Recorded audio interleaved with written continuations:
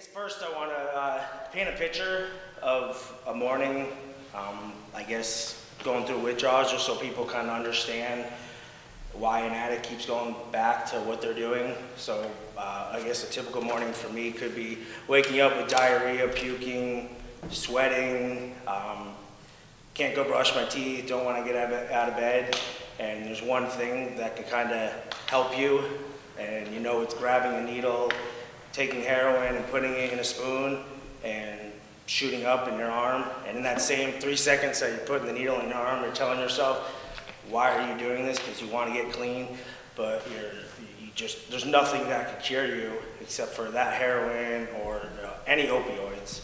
So it's kind of just for anybody to understand what you're going through. That was sometimes my morning, afternoon, going hours without any opiates, and why you battle of going back to it and telling yourself you're a piece of shit and you don't want to do it. You know you're hurting family, you know you're hurting friends, and you're not being the person you want to be. So just to kind of give you a little bit of perspective on that. Yeah, a little about myself. I was born, not born in Easton, but raised in Easton, had family in Reading, went to Barlow. I was addicted for 13 years. I was a 4-year varsity standout in soccer. I've done crack, heroin, mushrooms, acid, PCP. Graduated high school, have 4 felonies on my record, did 5.5 years of prison. So just kind of give you a perspective of all the good and the bad I've done, and it could happen to anybody in these towns. I had nothing growing up that actually pinpointed of why I did drugs. I kind of just met friends at about 21, had a good connection on Oxycontin when they were coming out, and was selling them and making money. And once you start doing them, there's no stopping them unless you want to go sick. And like I said, going sick wasn't really an option when you keep getting drugs and you're selling them. So I stayed selling drugs and doing drugs. I worked, I guess you call it myself a functioning addict. Woke up, went to work, probably did drugs at lunchtime, went home, sold a bunch of drugs. Most of my friends didn't know I was an addict. I'd be going in bathrooms when I was hanging out with them. And even when I came back to town and made amends and said I was sorry to them, they really were like, well, I didn't notice much difference about you. I think some of them did just because I didn't hang out with them as much, but I always told my dad and mom that there was nothing they did that or could have done that changed me from being an addict. And when I was old enough and stupid enough to make my own decisions, I made my own decisions and started doing drugs. I had no tragic moment in my life. I've thought about this for a long time. Nothing in my family that's made me. So I just had a good drug connection and started selling them, and that's what got me going. I guess most of the time, most people couldn't tell I was on drugs. Maybe mom could every once in a while when I was at home, maybe sleeping while I was talking to her, standing up, and mom could attest to that wherever she is. Yeah. she's been used to that. I guess I was selling drugs for about 2.5, 3 years, and I ended up selling to an undercover cop about a half a mile away in my grandma's house, and sold to him a week later. And luckily my grandma and my mom went to Stop and Shop that morning because it was about 8 o'clock in the morning, and we had about 20, 30 police officers, 3 different police stations, kicked the door down, and I was upstairs sleeping, and my girlfriend at the time was sleeping, and I ran downstairs in my boxer shorts, and I see police come in with semi-automatic guns, and I'm on the ground in my boxer shorts getting brought out the house, and my girlfriend at the time called my mom and grandma, and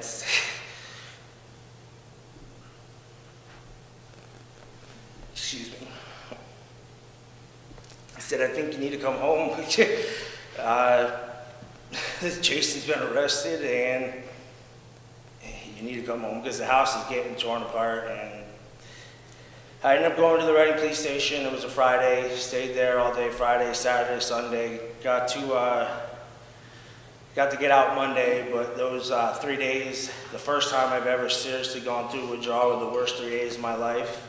I'm sitting in the Reading police station, and it's not, it's just a little rinky-dink police station, so I had lights on me all night.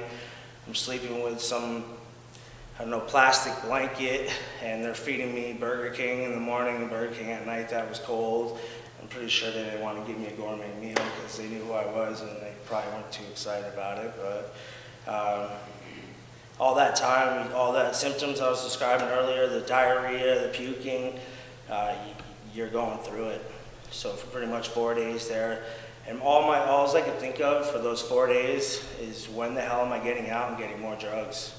I mean, as soon as I got out, the first thing I did was make a call to try to find drugs, and at that point, I don't think anybody wanted to talk to me because I was arrested, and they're worried that God knows what would I say or do, or if I was working with the police or anything. So, yeah.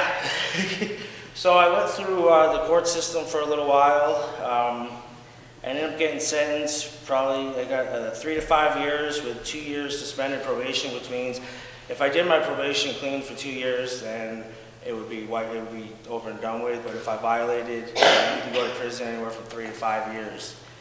So I was probably on probation for about 6 months. I had 13 dirty UAs, which normally you don't get 13 chances. And finally, after the 13th one, I had to go to prison for a year. Luckily, it was only a year. Well, I got sentenced to 2 years with the option, if I did everything right, to get out exactly a year. So, went to prison, and I guess you would think that would change your whole mentality of wanting to get clean. That's your low point, but everybody has a different low point. So in prison, this should have been my first sign of reason why I'm not going to get clean. I did oxys in prison, because you can get drugs. Some prisons you get more drugs than even on the streets. And my mom, I just told her about that I did.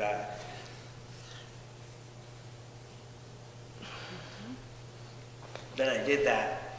And it was hard to tell her because I thought I'd let her down again.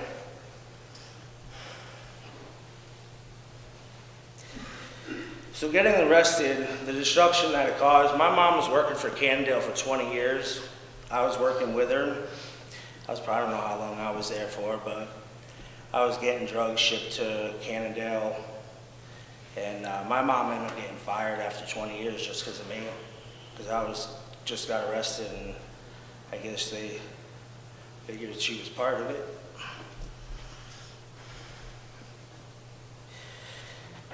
Excuse me. So I got out, had a year probation, and I think I was clean for maybe a month or two from getting out. Got back. I never got a job, and I think that's a huge thing to kind of get a job, get a new routine, maybe work out. Never got a job. Then I started doing drugs, hanging out with my friends again. My parole officer or probation officer at that time didn't violate me. I was down in Bridgeport. They had a lot of other crap to worry about, so they didn't violate me on dirty UAs. I know I had dirty UAs, and I know he just poured them down the toilet and let me go. So I did that full year, got off probation, and then I kind of started getting a little out of control. Started getting into crack, deeper into heroin, mixing the drugs. Never really started a clean life. I should have. That would have been the first. It would have been nice the first go around in prison to start over. But apparently it had to take me a little longer than the normal person, maybe. So I have a Mother's Day story. Day before Mother's Day, I was down in Bridgeport doing heroin, smoking crack. Ran out of money, ran out of gas in the car, pulled the car over to the side of the road, got out, started walking around the projects, looking for people to rob. Jumped in the car, trying to rob a car, and I see like 5 people walking down the street. And obviously they're coming to look what the hell I'm doing because I'm inside cars robbing cars.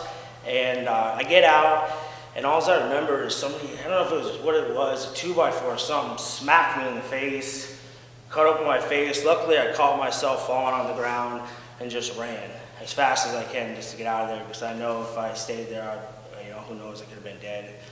So I'm walking around the streets of Bridgeport at that moment, had a concussion, walked about 5 blocks. There was a police officer. He ends up asking me if I need an ambulance. I was like, yeah, I think so. So I go get stitches in my nose, and my mom, I think, picked me up from the hospital. And the next morning she's asking me, do you know where the car is? And this is Mother's Day. Do you know where my car is? And I'm like, I have no clue where your car is. So she spent all Mother's Day driving around Bridgeport looking for her car. And yeah, I feel like an asshole for that, but we made amends on that one though. So shortly after that, my mom kind of gave me an ultimatum. Excuse me.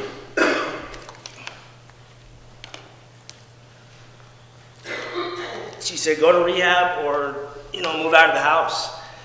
And I think I looked for a couple rehabs and nobody could put me up for, 30 or 60 days, and I wasn't about to wait that long. Called one of my friends who lived out in Wyoming, and he had an open bedroom. So I just got a plane ticket, my family did, and I was headed out to Wyoming. And you figure your mom kicking you out of the house would kind of be another downfall of your life, be a low point, but it wasn't. Obviously going to Wyoming, I was probably going to continue drugs, because on my way to the airport, I was with a buddy, and instead of just going straight to the airport, I went down, was getting crack, smoking it, went to another project to get more crack, because I was smoking crack, but if you take one hit, you want to take another, then another, then another. Just, it's a terrible drug, you don't want to stop. So meanwhile, my flight is in a couple hours. I'm driving around with my buddy, getting high. Finally, I decide I guess I got to head to get this flight. So we're headed down to New York, hit a little bit of traffic, but I told my mom it was the traffic that delayed me from getting the flight, but I didn't tell her about all the partying I was doing on the way there. So I end up missing my flight. I think my aunt bought the plane ticket. I think another relative bought another plane ticket for me. So I had to sleep overnight in the airport, and I'm laying on the ground sniffing heroin just to get through the night. I have no money to get food. Staring at people in the airport, wanted to ask them for food. So finally, I got my flight and headed out to Wyoming. And I got some, I don't think anybody's heard of Suboxone. It's supposed to help you get clean off opiates, and it's, I don't know. I don't mind the drug, but I think I know a lot of people that have done it just to get high too, so I have mixed feelings about it. So I went out to Wyoming, and I would think my whole being would change, but I got back into selling drugs again, because that's all I knew, and I didn't get a job.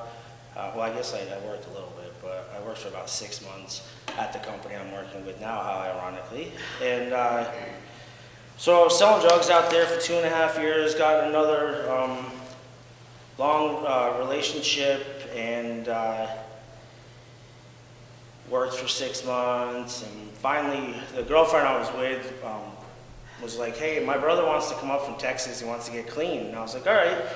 I had an apartment, we had an open bedroom, so I let him come up to the house, and he's there for about 3 hours, and he ate dinner. And I wasn't gonna, I was at that point, I was still doing heroin, shooting it up, and I wasn't gonna give him anything. I wanted to get him clean, but my girlfriend ended up giving him a needle and heroin, and he's like, I'm going up to take a shower. So a half hour goes by, and she's like, I haven't heard my brother upstairs taking a shower. So she goes upstairs, and all I hear is screaming. And so I'm freaked out, ran upstairs. He OD'd. He's foaming at the mouth, turning blue. And I grabbed him, tried to pull him in the shower, put cold water on him to revive him. That didn't work, so I pulled him out of the shower. And all I could think to do was start giving her mouth-to-mouth and chest compressions, and that's what I'm doing. She's freaking out, saying, if he dies, I'm killing myself, and it just, I ended up calling 911, and I have a lot of friends that I know that have OD'd. One kid that I went to high school with, and I know he was left for dead. A lot of people, the stigmatism around that is they don't call 911 because they're scared the police are going to show up, then you're going to get arrested.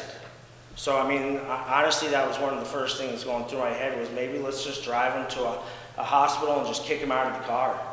You know, it's sad to say, but when you're an addict, that's the thoughts you're having because all you're worried about is yourself and not being arrested. So, the police end up showing up at the house, and they're saying, well, good thing you gave him mouth-to-mouth. I kind of walk away from the whole situation because I have a bunch of drugs in the house.